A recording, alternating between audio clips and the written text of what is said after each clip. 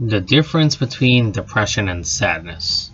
Now, everyone experiences sadness in their life. Everyone experiences depression at one point in their life, right? However, recognizing the difference between a diagnosis of depression and the emotion of sadness can help a person process in both a healthy way. Feeling sad is an integral part of depression, but they're not the same. Knowing and understanding the difference between being sad and being depressed can help a person recognize when to seek treatment.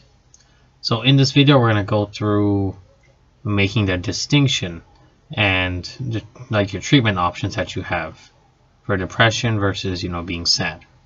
Knowing the difference. So sadness is a normal human emotion that every single person will experience at stressful or somber times. A number of life events can leave people feeling sad, unhappy, distraught. The loss or absence of a loved one, divorce, loss of job, income, the list goes on, right? It can affect the mood in a negative way. Failing an exam, not getting a job, experiencing other disappointing events, those can also trigger sadness. Now, the defining point, a person who experiences sadness can usually find relief by crying, venting, taking out frustrations. More often than not, sadness has links to a specific trigger. Sadness usually passes with time. If it does not pass, or if the person becomes unable to resume normal function, that's when it could be a sign of depression.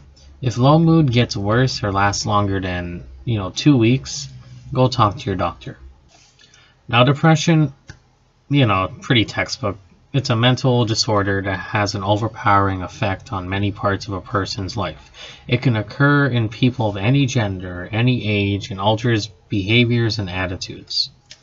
Symptoms include feelings of discouragement, sadness, hopefulness, lack of motivation, loss of interest in activities that the individual once found enjoyable. Like for me, I'm on the fence with my crafts and stuff. Sometimes I want to do it, sometimes I don't find it enjoyable. It just depends on the time of year and the mood I'm in.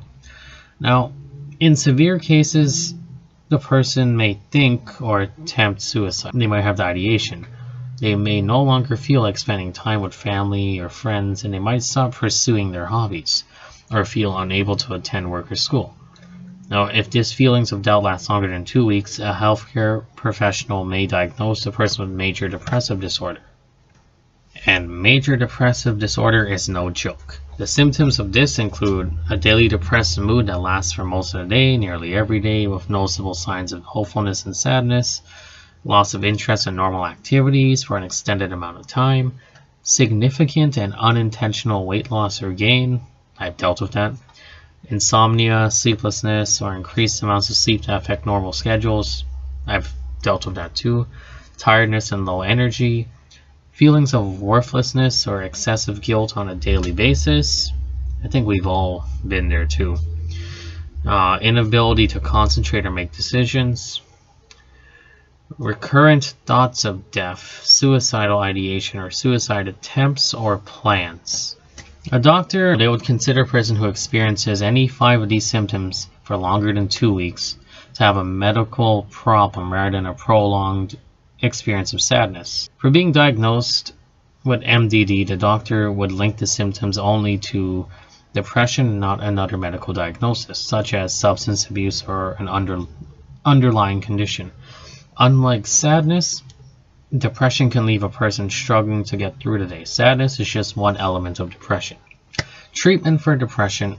If a person has symptoms of depression for longer than 2 weeks, they should seek professional help. Physician can help determine the level of treatment necessary to manage symptoms. You can even go to a psychiatrist too.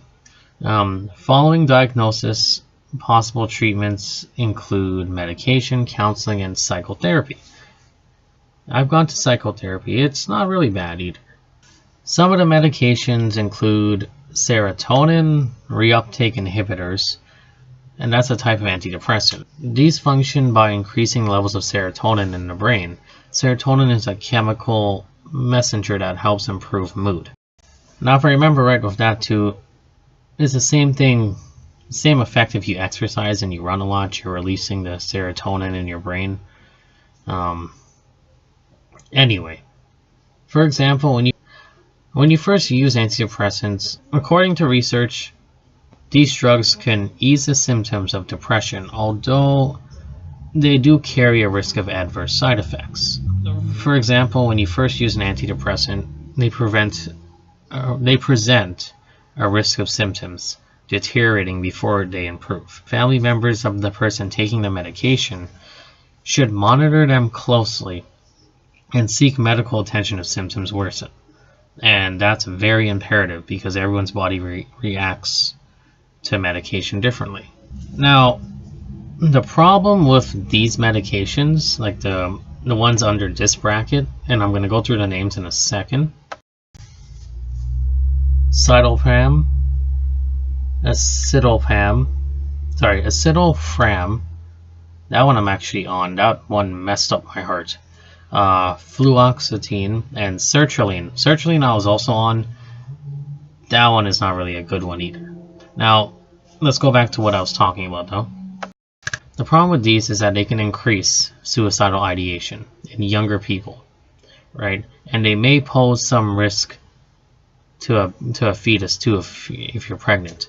But you have to remember that too. These meds can increase your risk of suicidal ideation.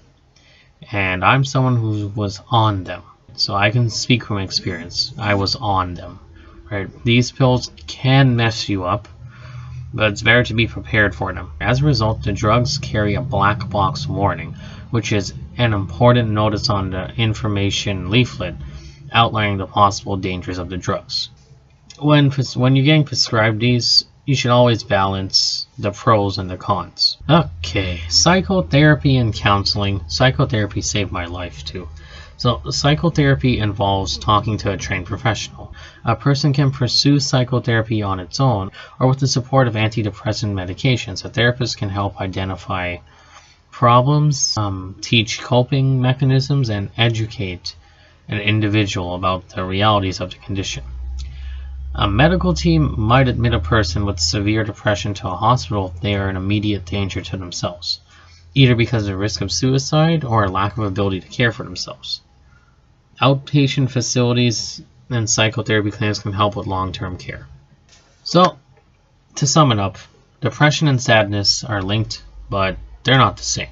Sadness is an emotion that everyone experiences often after stressful or upsetting life events. Depression is an overpowering and ongoing mental health disorder that can drastically impact your daily life. Specific triggers will often cause sadness, whereas depression may have no identifiable causes. Sadness is a part of depression, but more of a temporary one.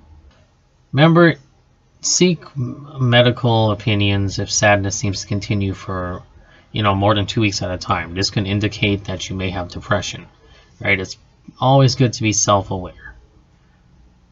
And I thank you guys for tuning into this video, and I'll see you in the next one.